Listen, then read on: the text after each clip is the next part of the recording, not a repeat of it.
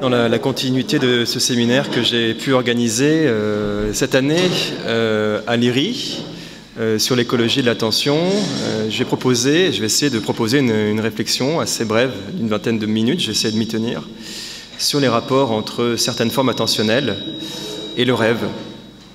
Je voulais parler du nightclub au départ parce que c'est un sujet qui m'intéresse beaucoup, parce que c'est une forme esthético-ludique assez démocratique qui est intéressante du coup pour analyser certaines expériences esthétiques qui sont largement partagées par une grande part de la population. Mais là, en 20 minutes, je ne vais pas pouvoir arriver à dire tout ce que j'avais à dire.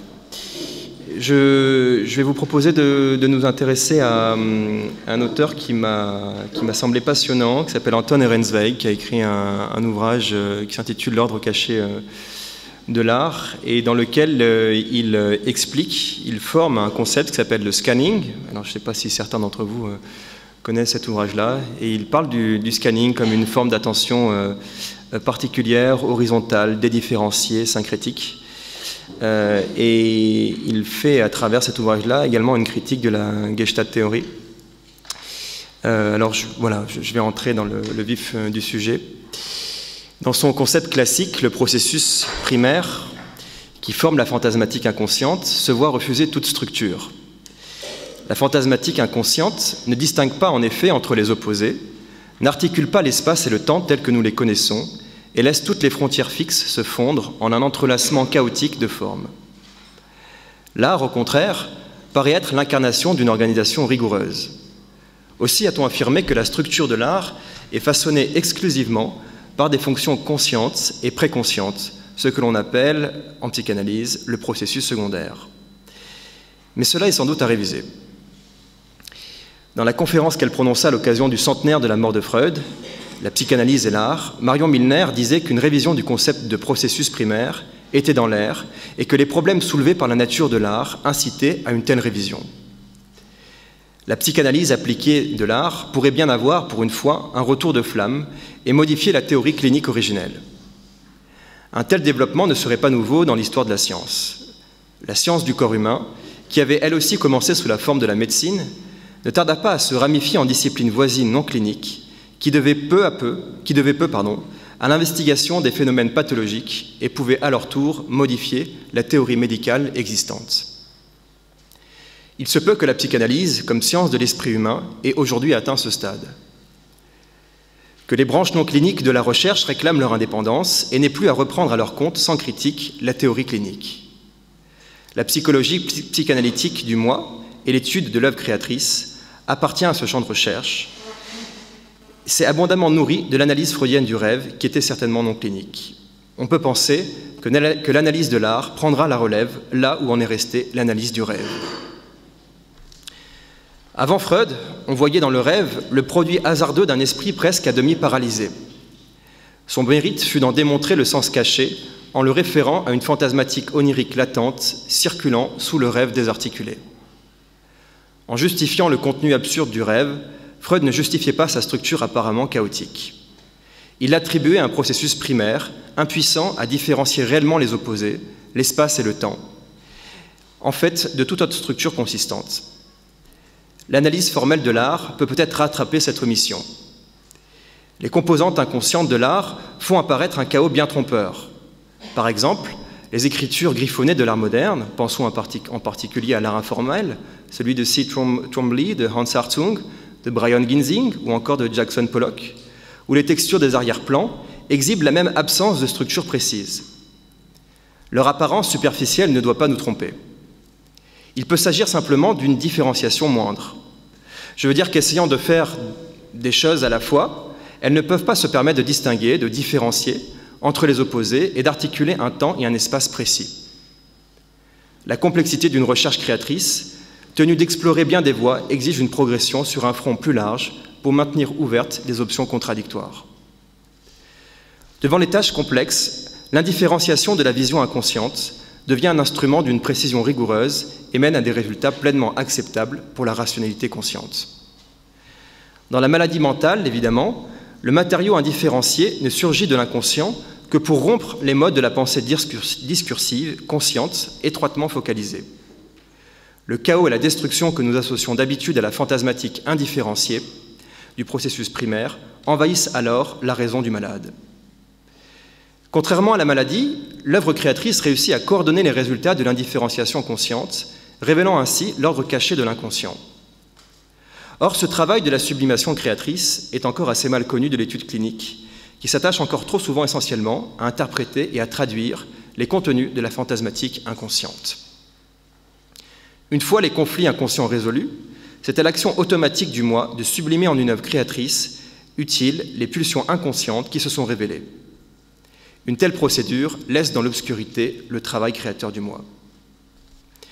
L'étude de la substructure inconsciente de l'art et des processus de scanning dans la science nous offre précisément cette possibilité qui nous manquait d'observer les techniques créatrices du moi et l'usage qu'il fait de la structure dispersée de la perception inconsciente. Le chaos de l'inconscient est aussi trompeur que le chaos de la réalité extérieure.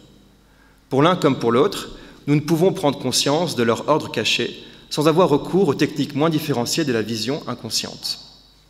Il faut aux savants du courage pour affronter la fragmentation des faits physiques et pour balayer la multitude des liens possibles, susceptibles de donner un sens au chaos apparent. En réalité, le scientifique a besoin de la structure plus dispersée, indifférenciée de la vision profonde pour projeter dans la réalité l'ordre manquant. En même temps, et c'est tout le bénéfice psychologique, il fera un usage constructeur de ses facultés inconscientes et réalisera l'intégration de son propre moi. Dans la créativité, les réalités extérieures et intérieures s'organisent toujours ensemble par le même processus indivisible. L'artiste, comme le savant, doit affronter le chaos dans son œuvre avant que le scanning inconscient vienne réaliser à la fois l'intégration de son œuvre et celle de sa propre personnalité. Le scanning inconscient tire en réalité parti des modes de vision indifférenciés qui paraîtraient chaotiques au regard normal. Aussi limite-t-on souvent le rôle du processus primaire à la production d'un matériel de fantasmes chaotiques que les processus secondaires du moi devraient ensuite ordonner et façonner. Il s'agit bien au contraire d'un instrument de précision pour un scanning créateur peut-être supérieur à la raison et à la logique discursive. Dans la mosaïque indifférenciée du champ visuel, nous sommes contraints de choisir une figure qui concentre l'attention tandis que le reste des données visuelles recule pour se fondre en un vague arrière-plan de textures indistinctes. La psychologie de la forme, la Gestalt, a étudié les principes qui gouvernent le choix et la formation d'une figure particulière de préférence aux autres. Dans un nombre de constellations possibles, qui peuvent regrouper des stimuli visuels, nous tendons à choisir le pattern le plus dense, le plus simple et le plus cohérent. On dit qu'il possède les propriétés de la bonne Gestalt. La bonne qualité d'une Gestalt se juge d'après nos goûts esthétiques habituels. La psychologie de la forme dépend donc de notre préférence esthétique, qui est un terrain bien peu ferme pour construire une théorie sûre. Une bonne Gestalt se rapproche de patterns géométriques simples, rarement fournis par la nature. Mais peu importe, le principe de la Gestalt ne se contente pas de gouverner le choix du meilleur pattern dans le champ visuel, il contribue aussi activement à la perfectionner, à combler et à aplanir les moindres lacunes et les imperfections d'une Gestalt par ailleurs parfaite. C'est pourquoi la vision analytique de la Gestalt tend à se généraliser et ignore l'individualité syncrétique. Cependant, la réalité plastique de notre perception extérieure est en relation directe avec la richesse de la fantasmatique inconsciente. Donc là, pour que je sois sûr que vous compreniez bien, il s'agit de critiquer la théorie de la Gestalt. Freud a découvert que le rêve devait moins son impression de réalité à la précision et à la clarté de son imagerie qu'à la richesse du contenu fantasmatique inconscient qui le soutenait. Il en est de même pour notre perception éveillée. Pour le schizophrène coupé de cet ancrage, le monde est sans relief et irréel. La vision syncrétique, par son ancrage dans l'inconscient indifférencié, est aussi plus plastique et plus réelle, tout en étant nettement moins définie que la vision analytique du pattern abstrait. Le rêve diurne n'a pas besoin de la même plasticité et de la même réalité. Le portraitiste qui projette des paysages dans un visage est tout à fait en éveil. C'est le privilège de l'artiste de combiner l'ambiguïté du rêve avec les tensions d'une conscience pleinement éveillée. Au moment de l'inspiration, la réalité lui paraît ainsi surréelle et intensément plastique. L'essentiel de notre propos revient donc à soutenir que la vision normale de la réalité ne se fonde pas sur l'interprétation de patterns, comme le prétend la théorie de la Gestalt, mais elle va tout droit à l'objet visuel, assez indifférente à sa forme abstraite. Nous ne pouvons faire de notre vision un instrument efficace de scanning de la réalité sans réprimer notre intérêt pour le pattern en lui-même. La répression de la forme est plus déterminante pour la qualité plastique de la vision, qui fait l'éclat de la réalité, que son articulation précise. La vision du rêve, aussi bien que celle de la veille, tiennent leur qualité plastique de leur substructure inconsciente. La vision dépersonnalisée tendrait à avoir un champ périphérique plus net, mais elle a aussi moins de relief et en un sens moins de réalité. On gagne donc en netteté du détail ce qu'on perd en réalité plastique. Je soutiendrai aussi qu'en peinture, on peut avoir dans la qualité plastique de l'espace pictural le signal conscient d'une vaste substructure inconsciente. L'apprentissage de la vue suppose la formation d'une telle substructure inconsciente de la vision. La répression des états impertinents rend attentif à des objets intensément plastiques, dépourvus de contours définis.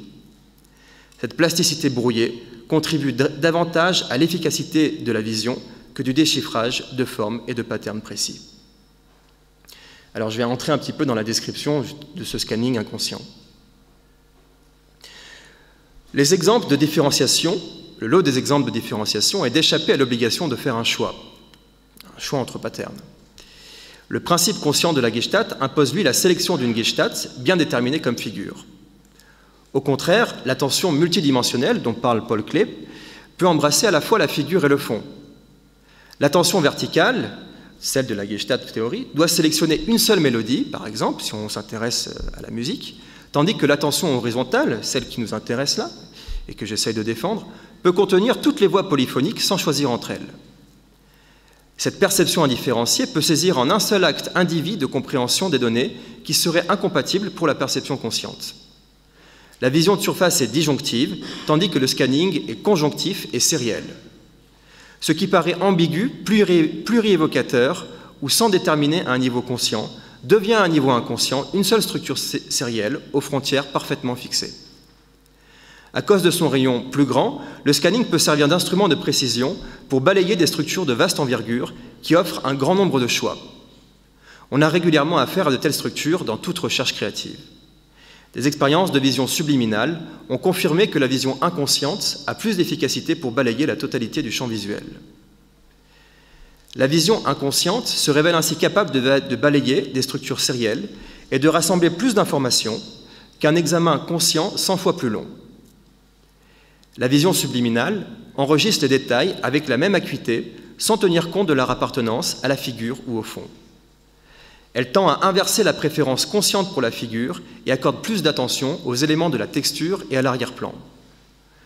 Un tel déplacement de l'accent est évidemment caractéristique du processus primaire. Les images subliminales envahissent souvent les rêves qui leur succèdent avec leurs caractéristiques très marquées: condensation, déplacement, représentation par opposé, fragmentation, duplication et autres techniques du processus primaire, sans pour autant, une fois de plus, entraîner un chaos. Une fois la dédifférenciation accomplie, la structure sérielle plus vaste des images souterraines reçoit volontiers et contient en fait dès l'origine les nombreuses variations possibles de la constellation de Gestalt originellement choisie. Ce qui importe dans notre contexte est que la structure indifférenciée de la vision inconsciente, subliminale donc, est loin d'être aussi faiblement structurée et chaotique que le suggèrent les premières impressions. Elle offre au contraire les possibilités de scanning qui sont supérieures à celles de la vision consciente. La technique de sérialisation dans la musique moderne offre peut-être l'exemple le plus explicite en art d'une structure sérielle indifférenciée qui contient dès l'origine un nombre illimité de variations. La sérialisation dispose pêle-mêle d'un nombre fixe d'éléments, selon toute séquence possible, au point que leurs relations se brouillent totalement pour une audition consciente. Le compositeur marque bien cependant que, contrairement aux apparences, toutes les variations sont au fond équivalentes. Schoenberg, qui fut le premier à utiliser la sérialisation systématique, admit que leurs équivalences ne se reconnaissent qu'inconsciemment. La mélodie se voit aujourd'hui sérieusement contester son droit à représenter la Gestalt consciente de la musique au profit d'une signification plus profonde. La sérialisation met au rebut tout reste d'une séquence identique et attaque systématiquement les vestiges d'une Gestalt superficielle. Or, la préservation de la séquence temporelle est, comme je l'ai dit, le principe de la Gestalt acoustique.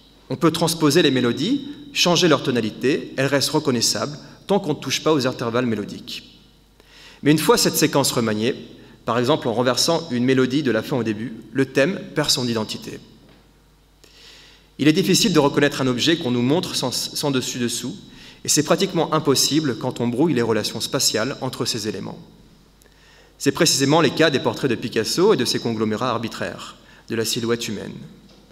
Une vision syncrétique totale, indifférenciée dans l'agencement des détails, est incapable de transcender l'impression chaotique et de reconnaître la ressemblance et l'intégrité du corps humain. À propos de Schoenberg ou de Boulez, pour revenir à la musique, les critiques se sont plaints à juste titre de l'impossibilité de reconnaître, par les moyens ordinaires d'appréciation, l'ordre enfoui de leur sérialisation. La sérialisation, en effet, attaque directement tout moyen conscient de continuité. Mais c'était ne pas tenir compte de l'essentiel. La sérialisation cherchait effectivement à mettre en échec les pouvoirs conscients d'appréciation. On voit ici l'intellect se tourner contre lui-même. Aussi, le compositeur et l'auditeur doivent-ils recourir à la visualisation indifférenciée qui peut embrasser en un seul coup d'œil la structure sérielle complexe des permutations possibles. On peut établir comme loi psychologique générale que toute recherche créatrice suppose que l'œil interne fixe une multitude de choix possibles qui mettraient en échec total la compréhension consciente. La créativité garde ses relations étroites avec le chaos du processus primaire, que nous ayons alors le sentiment d'un chaos ou bien d'un ordre créateur élaboré.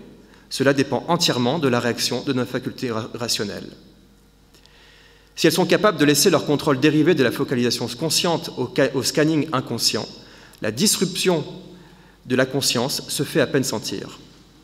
Le passage à vide momentané est oublié au moment où l'esprit créateur remonte à la surface avec une pénétration fraîchement acquise. Si au contraire les facultés de surface font une réaction de rigidité défensive et s'obstinent à juger les contenus de la dédifférenciation à partir de leur propre foyer restreint, alors l'imagerie de la dédifférenciation, qui s'éparpille davantage sur les bases plus larges, nous laisse une impression de vague et de chaotique.